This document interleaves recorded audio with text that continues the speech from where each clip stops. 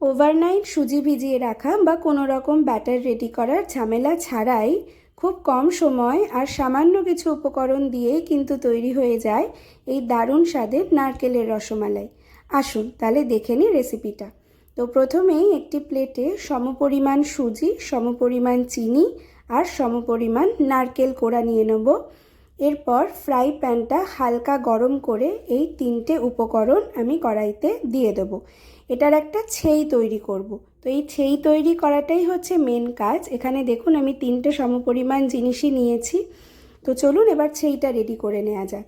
আর এই ছেই তৈরি করার সময় একটু খেয়াল রাখবেন যেন গ্যাসের আঁচটা মিডিয়াম টু স্লো আঁচে থাকে, আর খুন্তি দিয়ে না ভালো করে এরকম একটু প্রেস করে করে জিনিসটাকে নরম করে নেবেন। তো যখন দেখবেন এরকম একটু গোল্ডেন ব্রাউন কালার হয়ে গেছে তখন অল্প একটু জল অ্যাড করবেন, ওই 2 টেবিল চামচ, যাতে জিনিসটা একটু নরম হয়। বেশি জল দেব না, তার কারণ চিনি থেকে এমনিই জল ছাড়ে। এবারে দেখুন এরকম একটু মন্ড মতো হয়ে যাবে, মানে জিনিসটা যাতে আমরা পাক দিতে পারি, ঠিক যেরকম নারকেল নাড়ু হয়।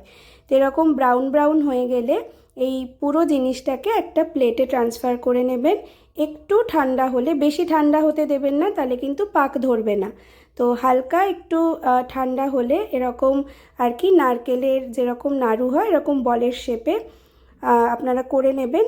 নিয়ে এবার চলুন দুধটা রেডি করব। এই সেম ফ্রাই প্যানে আমি এখানে দুধটা নিয়ে নিচ্ছি। এখানে আমি ফুল ফ্যাট মিল্ক ইউজ করেছি, আপনারা চাইলে কিন্তু টোন্ড মিল্কও ইউজ করতে পারেন। তো দুধে গুড় দেওয়ার আগে সবসময় না 1-1.5 চামচ চিনি দিয়ে নেবেন, তাতে দুধটা কাটে না। অনেক সময় কী হয়, গুড় দেওয়ার পর দুধটা কেটে যায়। তো এটা একটা টিপস হিসাবে আপনারা রাখতে পারেন যে গুড় দেওয়ার আগে 1 চামচ চিনি দিয়ে নেবেন। তো আমি এখানে গুড়টাও দিয়ে দিয়েছি। দিয়ে গুড়টাকে এবার গলতে দেব। তার সাথে আমি 2টো এলাচ ফাটিয়ে দিয়ে দিলাম যাতে একটু সুন্দর গন্ধটা আসে। এরপর দুধে যখন এরকম বাঘা বাঘা ফুট আসবে, দেখুন গুড়টাও কিন্তু পুরোটা গলে গেছে। আগে থেকে রেডি করে রাখা এই নারকেলের বলগুলো আমি দুধে দিয়ে দেবো। এবার খুব হালকা হাতে জিনিসটাকে পুরো নাড়িয়ে চাড়িয়ে আমি এখানে ফুটতে দিলাম।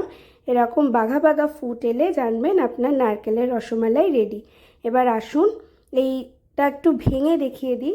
যেটার ওপরটা কিন্তু একটু সফট থাকে আর ভেতরটা একটু শক্ত থাকবে, তবে যখন দুধ দিয়ে খাবেন খুব ভালো লাগে খেতে।